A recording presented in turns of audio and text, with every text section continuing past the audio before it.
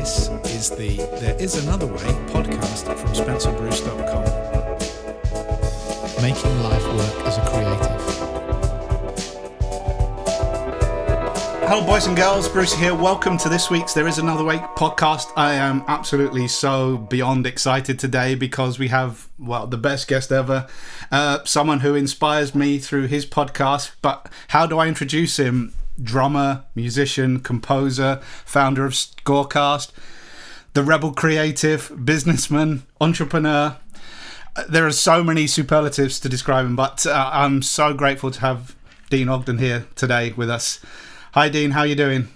A huge pleasure, man. I'm really thrilled to be invited to come talk to you, man. I love it. Also, looking at it, looks like the weather's really nice where you are. So this become a new feature on the show where we talk about the weather for 30 seconds because it's always rubbish here. Right. Yeah. No. It's a balmy. Let's see. It's about 31, but it's nice, breezy. Tropical, nice atmosphere. And we're just England here, so yeah, typical kind of cloudy, rain, a little bit of sun, but yes. Yeah. It doesn't usually dip too far below 27, 28 in Bali. So about normal. We're the other way. If it gets to 27, we're out having a party. You're lucky. Yeah, I know. Deane, can you just tell us a little bit about, for those of you who don't know, exactly what you do and what kind of brought you, the short version of the life journey to get you to, like you just heard, living in Bali, you're a musician, You're a drummer, you've done all these amazing things, you're a businessman, and you are doing life differently, I think it's safe to say. Yeah, pretty safe. Yeah, I mean, I guess the Cliff's Notes version is from the time I was 5 years old, I started playing drums, and it just never looked back. I never wanted to do anything else but play. Kind of took a side trip into film composing in my mid-20s for about 10 years. Lived in LA from 2001 until just a few years ago, 2010. So, well, it's 7 years ago now. And did that whole thing, and that's where you and I met because I started Scorecast doing that, and in the midst of all that, and I've kind of always been the type of person that once I accomplish something, I'm ready to rearrange the furniture and move on to something else and conquer something else, and I don't have world domination goals or anything like that. So scoring some medium profile films was enough for me. And once I did that, I was ready to leave LA and go do something else. And so I kind of returned to my first love, which is playing live and recording. I've been a recording and touring drummer pretty much all my life. And so even when I was doing the film composing stuff, I was doing more touring and recording than I was doing film composing. So it was kind of a side hustle when I was doing the composition gig. But I left LA in 2010, and I sold everything that I owned, and I packed a little backpack of recording gear, what I could fit into like an Eiger Weekender backpack, and I got on a plane and headed for Asia because I'd never really spent much time in Asia, and spent about 8 months traveling around Northern Asia recording and playing with musicians and experiencing the culture of all those different countries. Went to 8 different countries. And that ultimately culminated with me recording my first solo record in 2013 and releasing that. And then I've just kind of since then, I've just been repeating that process in other areas around the world. And, we're based out of Bali. My wife and my kids and I are based out of Bali now. But we really just use this as kind of a respite in between traveling trips. And, I mean, that's pretty much it. I'll say to listeners as well, check out Eastern Chronicles and Quayla. I'll put a link in the book that absolutely, I mean, I think one thing that really I wanted to talk to you, one of the reasons, because I think we share, we're probably a similar age, similar kind of things. You've done it slightly differently than me, but also I love the music, the same kind of artists, Peter Gabriel, all those things are the people who inspire me. And also hearing what you do through the Rebel Creative podcast, it just goes to show, and I think what's really important to people is seeing people who are actually doing it and getting those anecdotes. And like I've always said on my podcast, I'm trying to be honest, it's not easy and there are some serious ups and downs, but the ups of freedom, of being able to spend time with your family, being able to be creative, totally outweigh that being in a 9 to 5 environment, which so many people find constrictive. It does work for some people, but a lot of people find that really constrictive. And what I love about your story is how you seem to have known when to move on as well. Yeah, well, there's two things about what you said I think you totally nailed. The first thing is just being transparent. And I fell into this trap early on in my career too. You want every newsworthy piece of information you put out there you think needs to be noteworthy, and you think needs to be like the grand, oh my God, guess what I'm doing now? And and I did that. I did that for years. I mean, I won't lie. I was a hype meister, but the reality of it is you're right, man. When I started documenting my story and my journey through all of this, with Rebel Creative a couple of years ago, I just realized, look, man, we have days where there's like nothing happening, like nothing. There's no music to write, there's no call, there's no job, there's no nothing, And instead of sitting around and crying about that and worrying about it and allowing it to consume my thoughts and make me depressed and so on and so forth, that's work-life balance. That's the universe telling me, okay, it's time to take Calvin to the beach, or it's time to go spend the afternoon with your wife at the movies, or whatever. I mean, I was really sort of in that sort of gerbil wheel kind of mentality of you got to just constantly produce. And the reality of it, and then on the other side of it, complaining about work-life balance, and that is work-life balance. Like when I figured that out, it changed everything. It takes such a while to realize that, and I think I've only realized that recently. Like you said, you've hit the nail perfectly on the head. There is, you go into a quiet period, and when people are doing those jobs, because I know when I was in that place in the factory doing the jobs, you're like, oh, I just wish for a day off where I could chill out and like you say, go to the beach. And then when you're by yourself and you're thinking, oh my God, I've got a day with no work. What am I going to do? And I think that's one thing. Whatever am I going to do? Yeah. One thing that from the people I speak to, that's the thing they worry about. But as you've just summed it up, it's the thing not to worry about. That's what you want. You want to take that time out to just enjoy life. Enjoy not having work. And if you're that worried, take the time out. You'll become inspired, probably. You'll get some ideas, because all these things happen when you're taking a break, and something else will come down the tracks. That's right. Yeah. And you can create so many things out of that. I always say when you're doing one thing, you're creating 13 different things. You just don't even realize it, So if you take a break from your regular, like if you're a film composer or a television composer and you're used to working on contract and on deadline, and then all of a sudden there isn't one and you have all this free time, well, you could write music just like always, but it's just not for anything. But you can license that thing. You can use it for, somebody's vlog on YouTube. You can, if you have the business chops, there's a way to monetize that one piece of music about 14 or 15 different ways.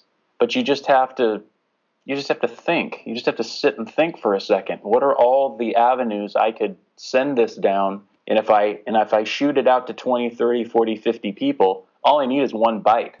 Yeah, I think one of the biggest problems, I think creatives, the ones I talk to particularly, find is we're not business people. We're scared of it. We're creative. But I don't think it means changing who you are to becoming some kind of, ultra business guy, Wolf of Wall Street type. It just means common sense and just taking some time out to think about, what can I do? What if I needed food on my table? What would I be doing right now? Yeah, I think there's a simplified way to think about it, and that is that if you look at the history of music and musicians historically have needed to employ business people to take care of that side of the business for them.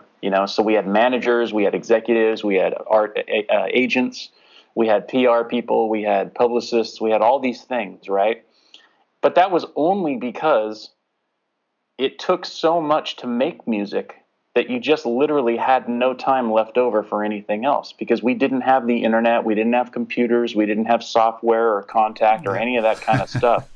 And now that we have all of those aids, it doesn't really do us any good to have all this technology if we're not going to allow it to build time into our schedule.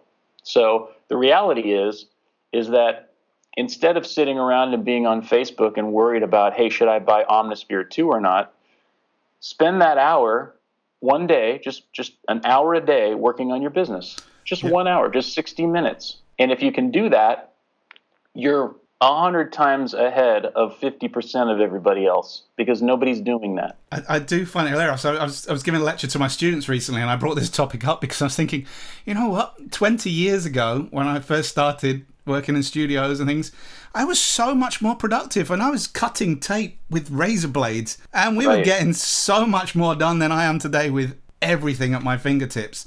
And I've talked about this before. It's like a limitation exercise. Just start limiting yourself, and then you find out. Limit yourself on Facebook. Limit how many plugins you're going to use. Limit how many tracks you're going to use. And like you say, then you find that time to say, 60 minutes into my business, and that might just be if you're just starting out, 60 minutes reading a book on business or something, to discover how, it's not rocket science, but it's just putting yourself it really isn't. I think for some creatives, it's taking themselves out their comfort zone. We just want to lock ourselves away in this little room and not talk to anyone and produce something and then give it away. Yeah, that's interesting. I also find that part of it is being worried about perfection. I mean, I think of all of the, you're British, so you'll appreciate this. All of my favorite acts growing up were British. I loved Steve Winwood, Peter Gabriel, Sting, Annie Lennox, people like that. I mean, those were all my favorite people coming up. Nick Kershaw. And good to hear him getting a mention. I love Nick. Yeah, I mean, I just love that kind of stuff. So, even obscure stuff like Howard Jones and, things like, So I look at a lot of those artists, and if you listen to their music, it's not as perfectly polished as some of the other acts you would listen to, that you might think, or like top 40 acts that were really big, especially in the States. Everything just had to be so perfectly polished, and part of it was that era of the 80s. Yeah. But I think a large part of it was just the machine revolution taking over, and everything had to just be right on the grid and be so perfect, and so on and so forth. And I've found just through my journey that, and especially through interviewing other people like you're doing, the less perfect the music, the more creative the business person, which I think is really interesting. I think they move on quicker creatively, and which gives them more time to think about their career holistically, and gives them more, they're not as focused on the details because they just are who they are. Peter Gabriel's an excellent example. He's not the greatest singer in the world, but he's a phenomenal songwriter, and he's a great producer, and he knows what his strengths are. But he's also a freaking amazing business person. Yeah. All the things that he's done, and that he started with WOMAD and Real World and all that kind of stuff. I mean, he's helped a lot of people get started in their careers over the years. And you listen to his vocals, you listen to his music, and because we're fans, we think, man, you just can't get any more perfect than that. But in reality, in the technical prowess of music, it's not perfect. It's very flawed, which is beautiful and makes it amazing. But at the same time, I think it allows him to move on and make decisions quickly and decisively as a creative, which leaves him room in turn to be more of a business person and initiate more projects and more opportunities. So I think it has something to do with that. I'm not exactly sure what the correct ratio is. It probably depends, person to person, but I think there's something to that. No, definitely. I mean, I think we love flaws. I think you've talked about this before, looking at masterpieces, and they are full of flaws, and that's what we do like about them, and that gives a bit of story and a bit of interest to them, rather than something which is 100% perfect, which Absolutely. I guess doesn't exist in a real world. I think one thing that does put some people off who may be listening is in this internet age as well, is some of the stuff that you have to ignore a lot of the noise as well, because you might put something out there. There's people there just going to hate it just because it exists, and don't take those kind of YouTube comments and all that stuff because that's going to put you off. There's so much just idiocy out there. Just don't let that stop you putting out something. Yeah, I think that's valid. I even go a little bit more binary with it. I don't really even try and figure out why they're protesting. I just look at it like I did it and they didn't, so they're pissed. Yes. And because so many people want to do so many things and they never do. They never execute. And you wanted to do a podcast. Well, that's awesome. Everybody probably wants to do a podcast. It can be a very lucrative side business if you really want to pour that much, of your time and energy into it. Or it could just be something that you do for fun because you like it, But the point is that a lot of people sit around and complain and whine that we do podcasts. Well, Neil and Deane have podcasts. That's, why aren't they doing music? Why aren't they working on more music? How come, is it that they can't make it as musicians, so they got to do this? All kinds of things. And look, it's just another thing that we do, and we're doing it, and you're not, and you're mad. That's a good way. It's very binary. It's very binary. There probably really is no logic in their complaint, and there's definitely no logic in you and I trying to figure out what they're complaining about. And so it really is it just has to be that, we're ambitious. We like to do shit, and everyone else doesn't. It is funny. So, my favorite, as I put out just a bog standard guitar tutorial, and so inoffensive. And a comment I got was, "I wish you were dead." And I was like, "Wow, my guitar lesson offends you so much that you took the time out to write a comment that you wished I was no longer existing."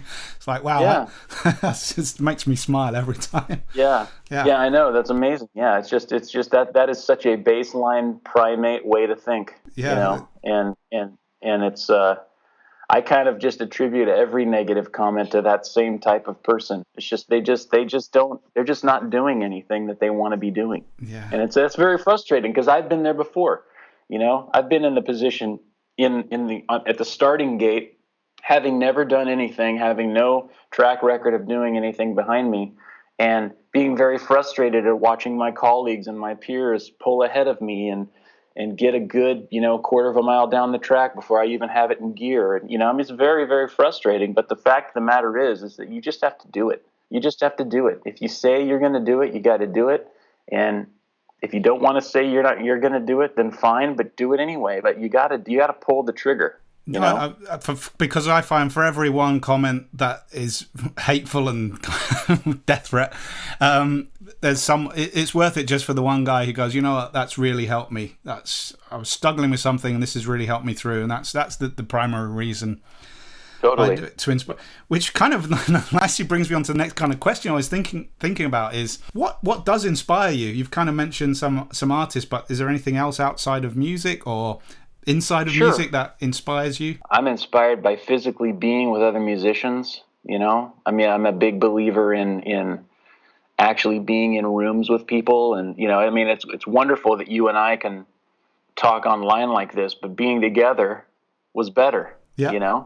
And we got to meet and hang out for a minute, and a couple months ago, and it just adds a dimension to your creative layer, and also for me anyway, it's very life-giving to be with other musicians. There's just an energy that happens, and so I'm very inspired by that. One of the reasons why I live the way I live is just to do that. Like, I just want to be around people and get our instruments in the same space and just see what happens, So that's a big one for me.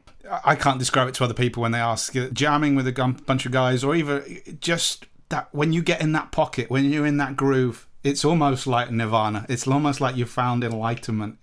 I'm probably belittling it, but your mind goes into another place. You're so locked into the moment, and you're so locked into that groove that I don't think there's any real feeling like it. It's amazing. It's really it really is amazing. I mean, especially living in Asia and traveling around this area so much now. I just a couple of days ago, I was in New Zealand, and I played just on a box, basically just a moving box with my hands, like a cajon almost, with this young lady who plays a kind of a New Zealand flute. I don't even know what the name of it is, but I don't think it's indigenous to New Zealand, but it's from that sort of that region down there. And anyway, she was phenomenal. I mean, she was amazing, and she didn't read music. She doesn't know any theory. She just plays. And we just had a little jam. It was like 3 or 4 minutes long. It was fun. I was at a studio there working with an artist, and she was there getting ready to record with another artist in the next room over. And we just, we talked for a minute. But it's interesting. Like, you can skip so much by just having a play with somebody, I mean, you don't even need to speak the same language. Like, once you start playing, you're just locked in. It doesn't matter if you know if you agree on anything or politically or religious or, whatever. I mean, all that stuff just kind of goes out the window and it doesn't really matter. It's like you're speaking the universal music of language, to use a very tired cliche, but it's really true. And, and you're existing in time as well. I think when you're playing with other musicians, time is happening. When you're playing with behind me here, with listeners can't hear this, but I'm pointing to Logic here. You put that on cycle. Time isn't happening. Time is just repeating. You're not progressing. That's right. You're just honing in on 8 bars of time, trying to perfect. That's right. Whereas if you're in a room with someone, time moves and you forget what happened before. If you made a mistake, you've moved on, and it doesn't matter. Yeah. So many new things have happened in the last 5 seconds. It doesn't make any difference. Exactly. Yeah. No one remembers.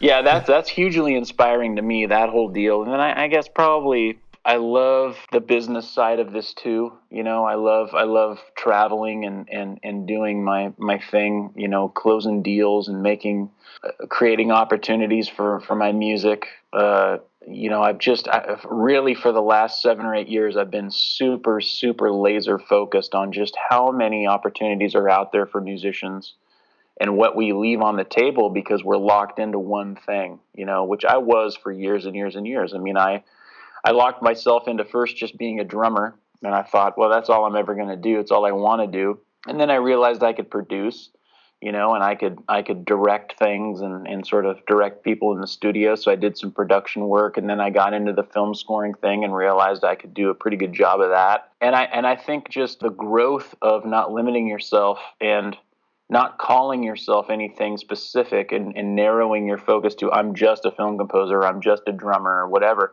Man, I'm a musician. I'll play. I told somebody jokingly the other day. They said, "Hey, are you still scoring films?" And I said, "Well, I haven't for a while, but dude, what are you up to?" This guy was a director, is somebody that I really respect and have worked with many times. And he goes, "Well, I got this little thing." And I said, "Dude, I don't care if your kids, you want me to score your kid's science experiment, I'll do it because I love you. I love working with you, Yeah.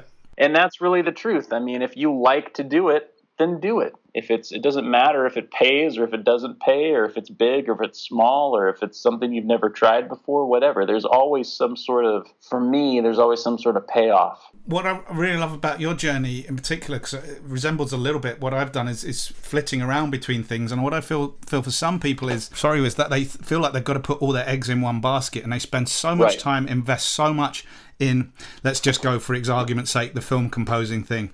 And then they get there and they start doing a few shorts and they get in there and they go, you know what? This isn't what I imagined, and it's not. I don't like it, and I feel completely stuck.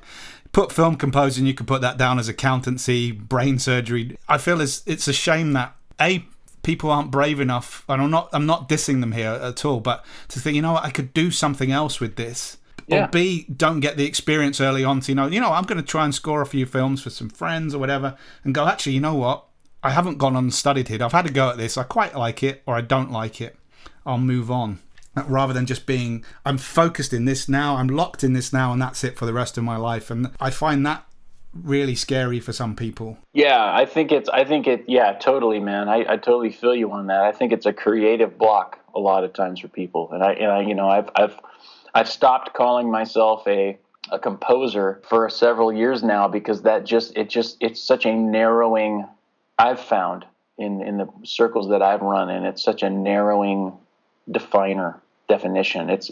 And I do so many other things, and I don't want people to look at me and say, "Oh, he's a film composer. Okay, well, this isn't going to work then," because anything's possible. I mean, I don't even know what I'm capable of yet. I'm 42, and so I certainly don't want to be dishonest and tell people that I can do things I can't when I know I can't, and I'll never do that. But I definitely also don't want to, leave opportunities on the table because I wasn't open to them or I wasn't perceived to be. And so that's really important, I think. And if you're a creative person, then you're a creative person. I had an argument a couple of months ago with a guy who, we redid the logos and stuff for Rebel Creative when I started the second season of the show. And he said, "Who designed your logo?" And I said, "I did. I did in like 5 minutes." And he goes, "Oh, how come you didn't hire a professional?" And I said, "Because nobody cares." Yeah.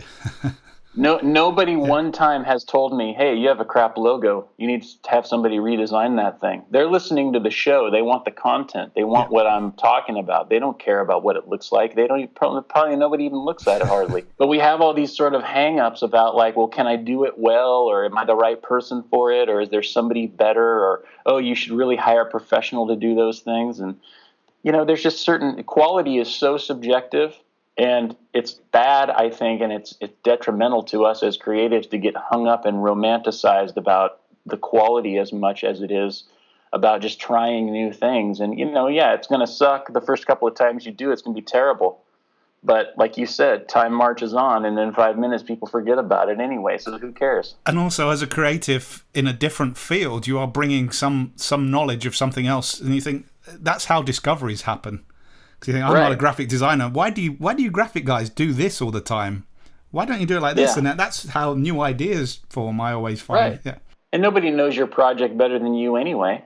Yeah, I think having an open mind to that stuff is way more healthy than, oh, I got to do it right. It's got to be perfect, whatever. So, inspiration is, I get it from a lot of different places, but those are probably the two most obvious. What's also I love about your journey into about is how drumming has maintained throughout. You've kind of done on diversions. I feel very similar about the guitar. Guitar is everything to me. Gone off and done side things, but at the end of the day, nothing makes me happier than picking up that piece of wood with some strings on it. And as you said, if you can get a chance to get in the pocket with someone, and then that's happiness. In all the times in my life where I thought it was going to end, drums pulled me out. Yeah. I've realized, now as an older man, as a dad, as a husband, I will, as long as, knock on wood, I can keep my faculties about me, and I can continue to work on my independence and perfect my craft and woodshed every day and do all the things that we have to do as musicians to keep our chops up, I'll never be hungry, man.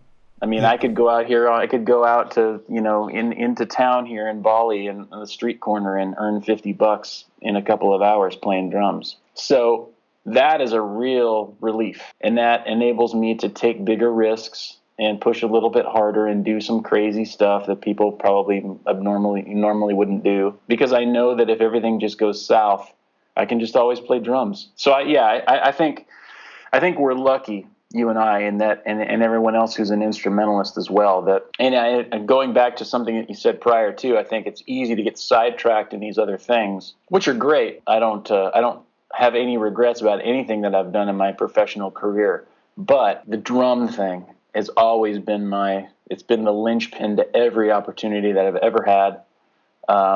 It's led me to every place I've ever gone to, and it's opened up doors that I never would have ever been able to walk through if I didn't have that skill. So I don't take it lightly or take it, And for me, guitar playing has also made me realize Spinal Tap was actually true. Yeah, sure. Right. Every gig you go to, you think, this can't be any more Oh, it is, yeah. One question that everyone seems to ask me and things is, and I'd like your take on it, is what do you see the other barriers to, let's put in quotes, there is another way, living another way lifestyle, how you could live in Bali or how you could live like I do, not living under the man, so to speak? I think the biggest barrier to that for most people is your own internal conversation. What you tell yourself. And this is, everything that I say, by the way, is based on my own experience. So I know that everybody's different, but through my discussions with different creatives and stuff and just my own journey, I think your own personal conversation, your internal dialogue has a lot to do with whether you can or cannot do something. And if you're set up in such a way where you've got the job, you got the career, the day gig, but you have this dream, you want to do music, you want to play music, you want to produce whatever you want to do, compose, whatever. And you're doing that sort of as a side hustle at night, and it's just not really going anywhere because you can't devote enough time, and you got kids, and you got a mortgage, and you got a car, and you got bills and insurance and all this crap. I just pulled the rug out from under all that stuff. For better or for worse, my first marriage ended in failure because we just weren't aligned with that purpose. and we split amicably. It was a great, it was as good a divorce as it could possibly be, if there is such a thing. And I really am grateful for that she was that kind of a person, that we were able to split like that, because it was no drama. But even, it was still tough. It was still difficult. I was headed in the direction I've always been headed, which is to be a professional musician. And that sounded like a great idea to her at the time, but 10 years into it and realizing the pain and agony of it and being married to it and hitched to it just wasn't what she signed up for. And so we had to go our separate ways. And so but you know what? It was a very pointed decision, and it was a very purposeful decision for us both. And she knew that in order for me to be happy, we needed to do it. And I knew that definitely in order for her to be happy, we needed to do it. And so I think if I was to say anything about what you're describing as a barrier to that free lifestyle of being out and, kind of cashing in on your dream and doing the thing, I would say that those kinds of things, those things that you think are impossible, that are keeping you from doing that, there is a way through them. It might really suck. It might really be painful, and it might be something that you don't look forward to, and it's really bad while it's happening, and you look back on, it takes you a couple of years to heal from it. I mean, you can take it as simply as just, wow, I've got a lot of bills, I got a lot of debt, there's no way I can go move somewhere and just pursue music. Yeah, you can. Debt travels with you. It's not like you leave London or you leave LA and you just leave it all behind and go, sayonara, suckers, I'm out of here. It doesn't work that way. I mean, you take that stuff with you, and it's just as easy to be in debt. In fact, it's actually easier to be in debt in a place where the economy is working for you versus working against you, because you can pay that stuff down quicker and get out of it faster. So I think people just have an internal dialogue because of their upbringing, because of where they live, their circumstances, whatever, what society has told them, that forces them to think a certain way, and they're not able to see sort of beyond the trees, and see the forest that's on the other side. Yeah. And that's a real problem I see with especially with musicians. I think it's all industries. We've talked about this a few times on the podcast, particularly in the UK and the people I talk to. It's almost like we're stuck in this Victorian workhouse. This is what my granddad did. This is what my father did. I need to work 9 to 5 for 45 years. I'll get my clock at the end of it. Then I can have my life. And that's right. It doesn't work that way. It's a very figgy pudding way to think. Yeah. And if I don't do that, then I'm letting down my family. I'm letting down my... Sure. That's the only way. And it's like, well, obviously, there is another way. There is another way. You just got to believe in yourself, believe in your abilities, because you believe in your abilities enough to go to an interview for a job. Imagine you're interviewing yourself and you go, actually, yeah, that's right. You can do the job. Do it. That's right. That's right. And the people that you feel like you're letting down, I mean, the reality of it is that they just want what's best for you. It's not like they want you to stick around, or they want you to live this kind of a life because they don't believe in you, or they don't think that you can do something, or usually that's not the case. I'm sure there's some families that operate that way perhaps, but I think overall, your family members just want you to be happy, and they don't want you to fail. And so they're suggesting you stick around and play it safe because they've seen that play out many times in a successful way. And so I think it's much more, if you have that burning desire to break out of that and go somewhere and do something else, it's advantageous to sit your family down and say, listen, here, play it out for them and say, look, here's what's going to happen. I'm going to do it your way, and then when I'm 40, I'm going to hate your guts. Yeah. Because I'm going to blame you for everything that I never got to do, and I don't want to have that kind of relationship with you.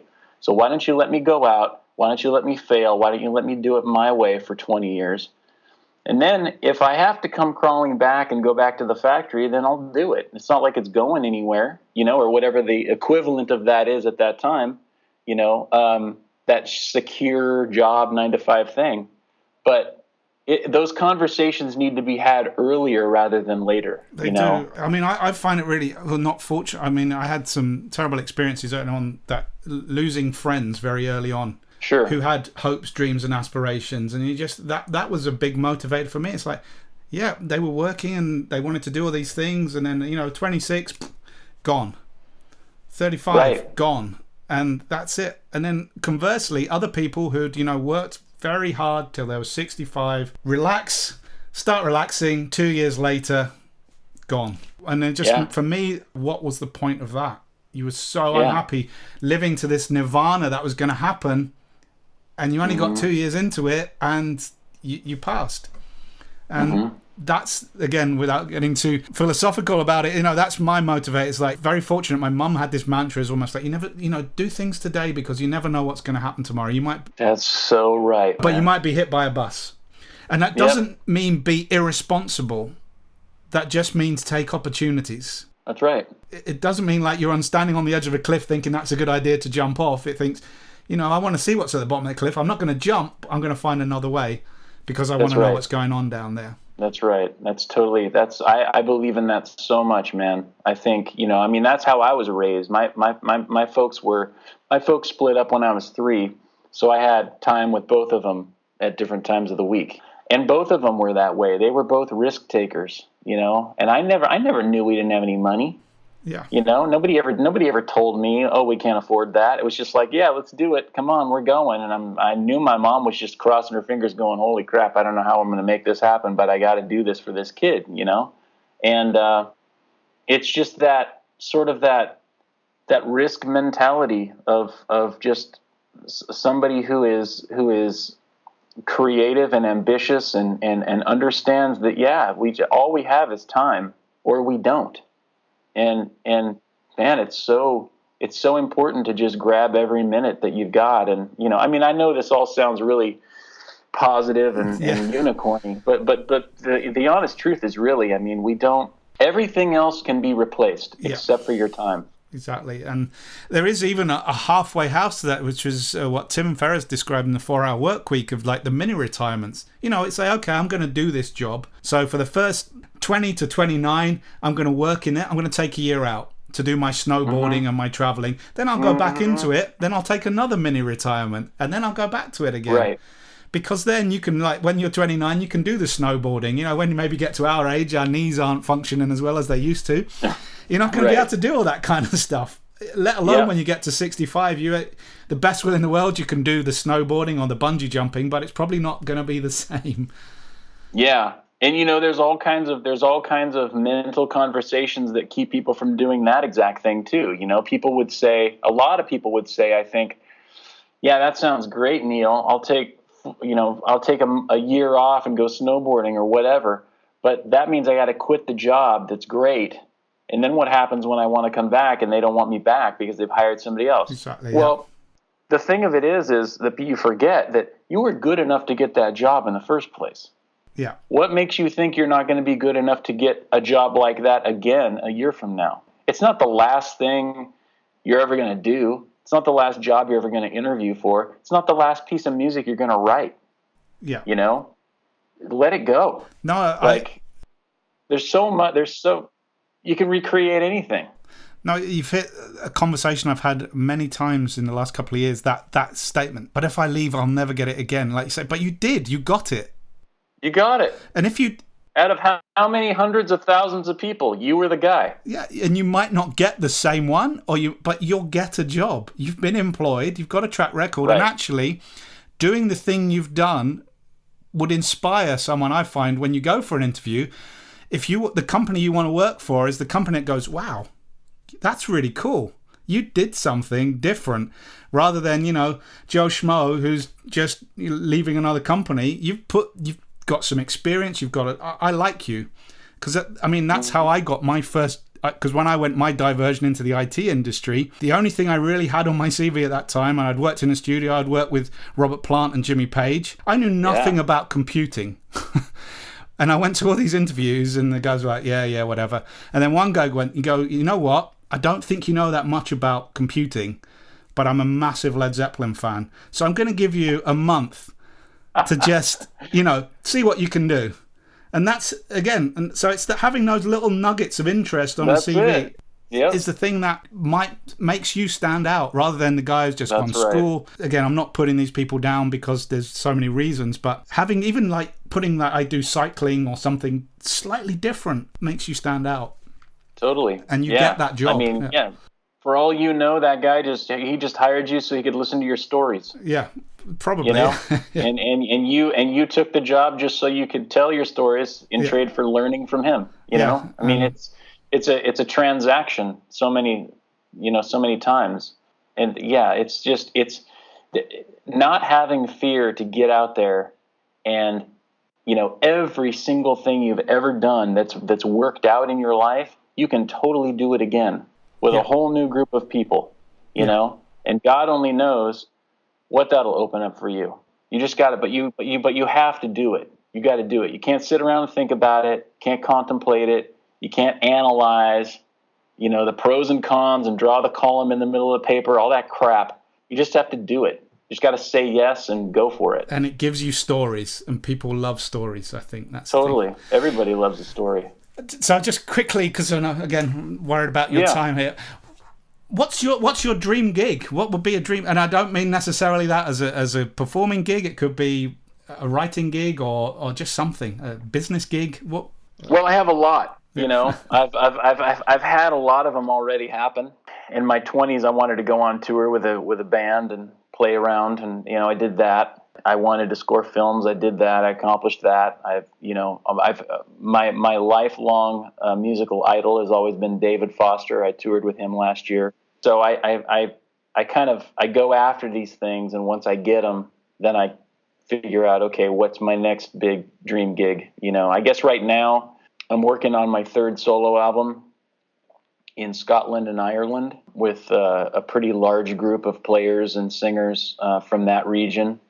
And I've always just wanted to do something with that flavor. And I've found a way to sort of incorporate some ancient text and languages into it, and kind of do my world music pop sort of mixology thing with that. So that's been a huge dream. And then the other thing is something that is completely non-related to just being a musician, but for the last 5-6 years, as I travel around and play with a lot of different people, I've wanted to formulate and sort of create a television show about traveling around the world and interfacing with musicians and chasing down different musical history and different region-based musicality, from place to place. And I've been in talks with a production facility in LA now for about 2 years about that, and I'm just getting ready to film the pilot for that, and here in Indonesia, kind of do it simple, do the first one real simple in a place that I know fairly well. Kind of an Anthony Bourdain, if Anthony Bourdain was a musician, be kind of like that kind of a thing. And so I'm working on that, and I don't know. We're getting ready to have our second kid. That's a big dream gig. It's a tough question. For me, it's a hard one. I've got my phone here because I'm always waiting for Iron Maiden. One of the guitarists, nothing major, maybe a sore finger. I'll get the call. I'll be there. You just want him to run his hand through a skill saw or something. But unfortunately, I don't have the hair anymore, so that's the problem there. Hey, that's okay. They don't either, man. I suppose Bruce does. Yeah. Finally, Nico's hair is pretty thin. Yeah. What's your take on Nico as a drummer? Is he? Oh, I love him. Yeah. I love those guys, man. I mean, I was never into them when I was younger, but as I've, I love bands that just keep going. Yeah. And especially if they can hold their own, which those guys, over here in Indonesia, they're huge. Yeah. And they played in Jakarta, I want to say maybe 2 or 3 years ago, and it was like they had to shut down part of town because there were so many people going to that show. It was crazy. Yeah. So just over in Asia, they just have a huge fan base, and then whenever they come over here, it's just pandemonium, But I love bands that are still tight after all this time. I'm a huge Neil Schon fan. I love Journey. I mean, just the fact that that guy has kept that thing going through all the craziness. So underrated as well. I always think he should be up there in the guitar heroes that we talk about. He should definitely be one of the, absolutely, I believe he's one of the most underrated guitar players in the history of rock and roll. Totally. Yeah. Yeah. So, yeah, I love those guys. Yeah, the Iron Maiden concert was pretty massive. I think the thing about Maiden as well is, again, thinking about going back to the podcast, is there is another way, because they didn't do it conventionally, because they didn't get the radio play, they didn't get on the shows, they didn't because of what they were, but they had a great businessman. Yeah, they had a very business-focused mentality, and that's they got the merchandising right. They got everything right in that respect, and they grew outside of the music business, which I think is fascinating, and leaving a legacy. Yeah, they were basically. I kind of viewed them as sort of like the metal version of the Grateful Dead. You know, they just found their audience right away, and they knew who they were, and they didn't try to ever be anything they weren't. And they just completely played to their core and still do, 45 years later. I mean, they're just, it's awesome. I love that. I love that. So, kind of wanting to wrap up here, because I'm, again, mindful of time, your time. Yeah. What would be your a nugget of Deane Ogden's advice to someone who's thinking about doing this journey to maybe escaping, following a side hustle, be it music, be it filmmaking, be it photography, even app building or starting your own little coffee shop? What would your number one nugget of advice be? Well, two quick things. I would say the first thing is you have to be honest with everybody and tell everybody what you want to do, and don't try to run out on anybody in terms of, I'm gonna skate on this relationship, or I'm gonna, not take care of the people that I'm responsible for, because I want to go do my, I always say that dreams are second only to the people that you have in your care. I mean, you got to take care of your family. You got to be there for your kids. You got to be there for your spouse. You don't want to sell anybody out to go do what you want to do. And I've seen that a lot, and that, obviously that's a real loaded perspective that could mean a lot of different things for a lot of different people. But for me, it just means taking care of keeping current with people, making sure that you've communicated well, and that people know without a shadow of a doubt what it is that you want to do and how they can get enrolled in helping you do that. So that's the first thing. And then on the heels of that, kind of a yin and yang thing, you can't play it safe. You can't listen to anybody other than yourself. You can take all the opinions on board, all of the information on board, all of the opinions and everybody's point of view and perspective and vantage point. But ultimately, the decision has to be about your personal happiness and what you're going to be happy doing for the rest of your life, or at least for this season of your life. Have those people in your life that are dissenters. That's positive, I think. I think it helps you. It helps balance your point of view, and it kind of forces you sometimes to think about things you didn't really. I didn't really think about that. Geez, yeah, I got to take care of that. Whatever. But ultimately, just don't do anything that you're not crazy happy doing. I mean, if you're getting out of bed every day and you're going to a job that you hate, quit. And you know what? You might have to rob Peter to pay Paul for a couple of months, to keep the wolves away from the door. But it's worth that than getting up every day and spending your life just slogging through some bull crap that you just cannot freaking handle, and you can't stand it. Yeah, I mean, something you talked about on the I think it was the last podcast, or the podcast, the Rebel Creative one as well, about the guy who didn't want to swallow his pride and move back with his parents. Yes. So take the time out and, like say, be honest with the people around you, because that ultimately, the worst case, what is the worst case scenario? And this is a bit extreme, and this is something I've said to a few people, and something it's like, again, excuse the extremeness, but will I die as a result of this action? Mm-hmm. If I'm saying probably not, then what's the worst case scenario? And it's like, you know what? If all of this totally failed, I am so fortunate. And again, this is my personal take. If the worst came to the worst, I've got a partner, I'm sure she wouldn't kick me out until we got back on our feet again.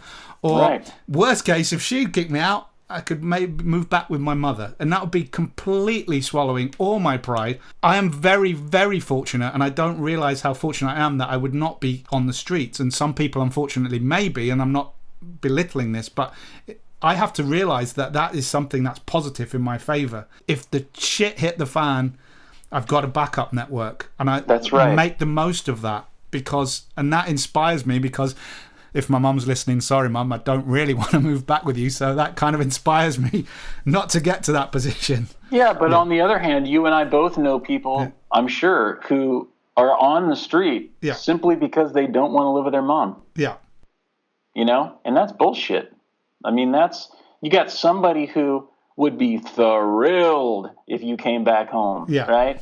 And they want to take care of you and they want to help you. I mean, I just saw somebody go through a process of starting a business, and the advice, somebody was guaranteeing them funds and they were going to turn it down. And somebody else said, you know what? The stupidest thing you can do in business is turn down guaranteed money. I can't believe you're doing this, And that's the way that I look at that. Like, if somebody, if your mom had $1 million she could give you, she'd probably do it. And then you wouldn't have to move home. But she doesn't. So her version of that is you staying in the spare bedroom. Yeah, and giving you some food every day. So exactly, you're going to eat. So that you can concentrate on what you need to be concentrating on and get yourself out of that situation as soon as you possibly are able. Yeah. And that's some people's way of, instead of contributing financially, or instead of giving you a connection to a director or a connection to a producer or connection to somebody who you can audition for their band or whatever, they don't have that ability. They're not in the business, but they can do other things. And so saying no to that kind of stuff because you're just too freaking prideful is crazy. You gotta allow people in your life. I've always believed that there is no such thing as a self-made man or woman. That label, as cool as it sounds for entrepreneurs, is bullshit. It doesn't exist. Everybody has had a leg up. Everybody's gotten help from somebody. And whether it's your mom or your uncle or your cousin or your boss's, brother, it doesn't matter. If somebody's offering to help you and they believe in you, and that's why, they're not doing it manipulatively or kind of Machiavellian, designs or whatever, but they really, really believe in what you're doing and they want to help you, man, let them. Yeah, I mean, I was terrible at that for so many years, not wanting to ask for help and whatever. The realization came when someone said, well, what do you know? What's one of your side gigs? You lecture. And what's the point of you lecturing? You go, well, to kind of help people, inspire them. And you're like, yeah, to give them a leg up, isn't it? You're trying to give them their knowledge to help you. And it's like, so why don't you let someone else help you? Because you get pleasure out of helping them, someone else will get pleasure out of helping you. That's right. There is a pleasure that you derive out of having this podcast, but let's be honest, 95% of it is you're just giving back to the people who've helped you. Yes. And so am I. It's the only reason why I do it. I don't make any money. It's not like I'm not swimming in cash over it or anything. I make my money doing other stuff. I play drums. But yeah, why wouldn't you accept help from the people that you help all the time? It's and I just, I think very, very few creatives think that way. I think they're constantly, creatives, I mean, let's be honest, we're a little bit narcissistic. Everything's about us. Yeah. It's a little bit of a game that way. And I think sometimes we get too far, we let the pendulum swing too far that direction. And it blinds us to the fact that there's just tons of people. If we would just say yes, we'd have all the help in the world. Yeah, exactly. So. And on that note, I think that's a very positive note to finish on. So everyone out there, just ask for a bit of help. If you're starting up a business, if you're building an app, whatever you're doing, just ask someone, maybe design you a logo, or what do you think of this? People are willing to help. Yeah. Absolutely.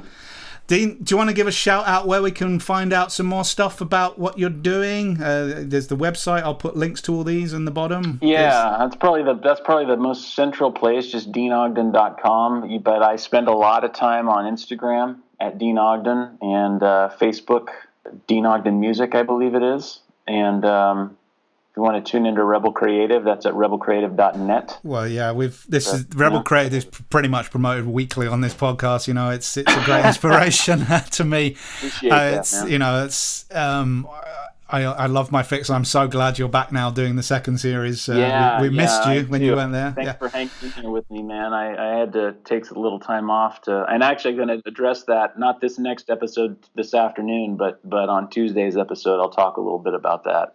And obviously there's the older episodes of Scorecast now, but you've, handed the baton over now, but still worth checking out Scorecast if you're into composing. And even if you're, I think, taking out some of the technical musical stuff about it, I think it's still a great podcast to listen to, just to be inspired by hearing creative stories. Yeah, Brian has a lot of good stuff coming on that podcast. We actually have an interview this month with Lorne Bouth that's coming out in a couple of days, and then Ramin Djawadi's coming up and talking about Game of Thrones, and there's a lot of stuff coming in the next 2-3 months that I think people would be particularly interested to check out, especially if you're in the film business and doing that gig. So, yeah. Deane, I can't thank you enough for your time, and hopefully anytime, brother, man. I really appreciate it. It's been absolutely awesome, and talk to you forever, and hopefully I will get to buy you a beer further down the line when you're back in the UK at some point. It won't be long. Yeah. I'll be coming over to Ireland, and I'll need to pass through there, so I'll stop in and we'll hang out for sure. Fantastic. Well, there you have it, boys and girls. An absolutely fantastic interview there. So grateful for Deane for giving up his time. I hope you found that as inspiring and useful as I did. There was so many amazing nuggets of information there. Please do go check out the Rebel Creative website. A mine of useful information. There's so much information that Deane's given out there on being creative, doing things differently, similar to this podcast. So do go check it out. Do go check out his website, deaneogden.com, and check out, of course, some of his music. So thanks again, Deane. Really, really appreciated. And to the rest of you, have an awesome week, and I will catch you later.